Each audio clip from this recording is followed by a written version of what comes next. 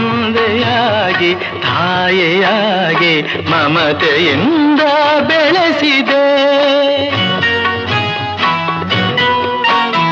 ತಂದೆಯಾಗಿ ತಾಯಿಯಾಗಿ ಮಮತೆಯಿಂದ ಬೆಳೆಸಿದೆ. ಬಿಸಿಲು ಮಳೆಗೆ ನರಳದಂತೆ ನಿನ್ನ ನೆರಳಲಿ ಸಲಹಿದೆ. ಆ ಪ್ರೀತಿಯ ಮನ ಮರೆವುದೇ.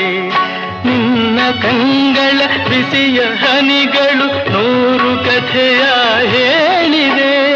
ನಿನ್ನ ಪ್ರೇಮದ ನುಡಿಯ ಕೇಳಿ 100 ನೆನಪು ಮೂಡಿವೆ.